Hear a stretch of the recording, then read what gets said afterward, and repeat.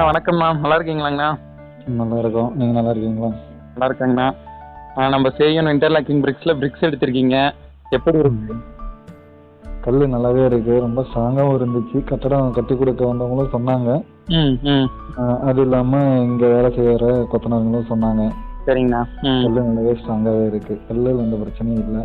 சரி சரிங்கண்ணா. புதுசாக ஆரம்பிக்கிறோம் அப்படிங்கிறதுக்காக கல் மேலே ஃபஸ்ட்டு இருந்துச்சு கொஞ்சம்.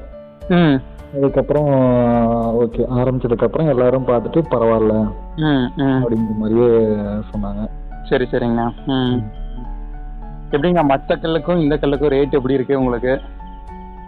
ரேட் வைஸும் ஓகே.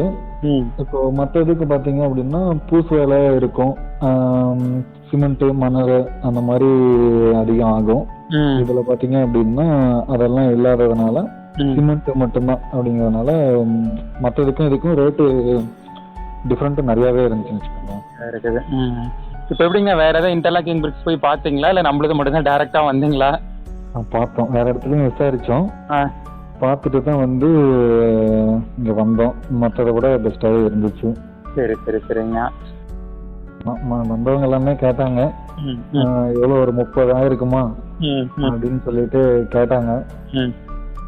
ரேட்டு நான் சொன்னதுக்கு அப்புறமேட்டு அவ்வளோதானா அப்படிங்கிற மாதிரி போனாங்க. 30 ஆச்சான்னு கேட்டாங்க. அதோட பாதிக்கு பாதி தான் இருக்கு இப்போ வரைக்கும். சரிங்க. பாதிக்கு பாதி குறைஞ்சிருக்கு.